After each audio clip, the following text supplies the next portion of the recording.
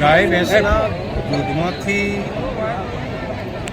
Value addition થવાનું અને દૂધમાંથી પશુપાલકોને આવક મળે એ શ્વેત ક્રાંતિ તો થઈ, પરંતુ ગાયના ઝરણમાંથી ગૌમૂત્રમાંથી વેલ્યુ એડિશન થાય અને તેમાંથી પશુપાલકોને આવક મળતી થાય તેવી ભારતની પહેલું યુનિટ કોઓપરેટિવના માધ્યમથી રાધનપુરમાં કાર્યરત થઈ રહ્યું અને આવતા મહિનામાં તેનું લોકાર્પણ કરવામાં આવશે, જેથી કરીને જમીનની જીવંતતા સુધારવાનું કામ તેમજ ફર્ટિલાઇઝર તરીકેના ઉપયોગ ઓછો કરીને જમીનને પુનઃજીવિત કરવાનું કામ મોટા પ્રમાણમાં થઈ શકશે.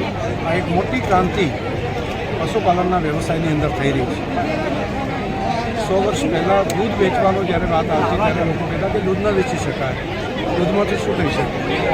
બસ આજે નવી ક્રાંતિ ગૌમૂત્ર માટેની થઈ રહી છે, માસ સ્કેલ ઉપર થઈ રહી છે. 5 રૂપિયા પ્રતિ લીટર ગૌમૂત્રના આપીને અહીંથી કલેક્શન કરવાનું કામ, જેમ દૂધનું કામ ચાલે છે તે પ્રમાણે થશે. દૂધ આપતું ગાય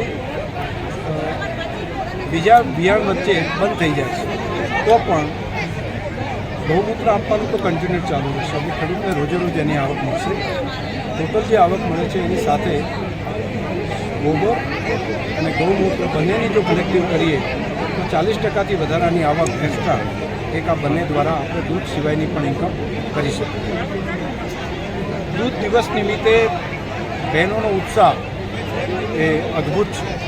નવી એક ક્રાંતિ જાણે સર્જાઈ હોય મહિલા જાગૃતતાની એવું દેખાય.